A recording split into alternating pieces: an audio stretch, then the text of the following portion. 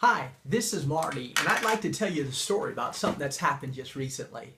We work on the west side of San Antonio as urban missionaries among the poorest children in our entire city.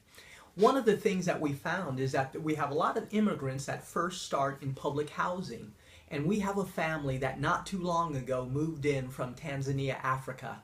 Well, most of the family was pretty nice. We enjoyed some of the older kids, but they had this one 5-year-old boy that was an absolute terror. His behavior around other children and others was so antisocial, we couldn't even allow him to come to kids club for a season.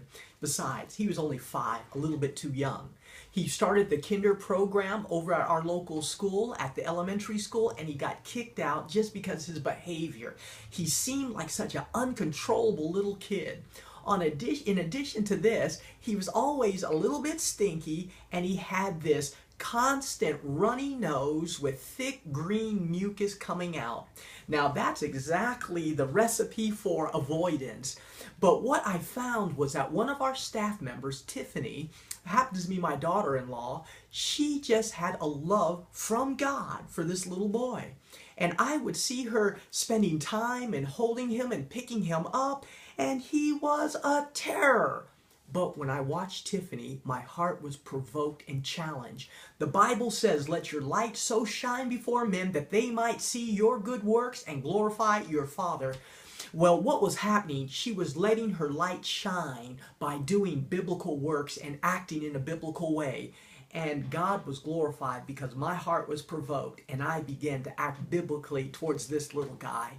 Well, I decided in my heart, I'm going to love this little boy and I'm going to love him well. Even though he can be a little bit nasty at sometimes, even though he can be a little bit rebellious and defiant in his behavior, and even though he was just a difficult one.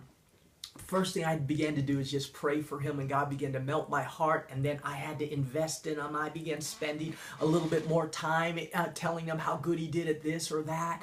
And finally, after a couple of weeks, he come to kids club. Yesterday was a great example. Yesterday, he stayed with me as I went door to door, takes about half an hour, picking up some of our kids for kids club. And his behavior was incredible. I could not even believe this was the same boy. You see, prior to this, the other kids disliked him. Nobody wanted him around just because he was always bad. And because they would chase him away and didn't want him around, the behavior would start in this cyclical pattern where he'd get even more mad and more defiant and on and on. Well, I tell you what, yesterday he was a changed boy. This is what I'm telling you. Tiffany's example, her letting her light shine by biblical actions, changed my heart, provoked me to love, and I began to walk in biblical actions as the rest of our team did. And what we've got is this little boy begins to have a transformed life. Now, the part that I find so remarkable, he hasn't even received Jesus Christ as the boss or the Lord of his life yet.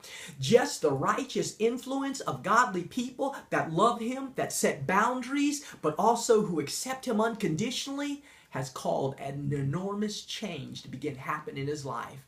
Yesterday, by the end of Kids Club, he was sitting on Tiffany's lap and he fell asleep. The most precious sight you ever seen. And Tiffany carried him home, and when his parents saw him, they could not believe that that boy was asleep on somebody's lap and that he was so passive and just so sweet. God is changing our community one child at a time. And the way he does it is by letting our lights so shine before men that they might see our good works and glorify the Father.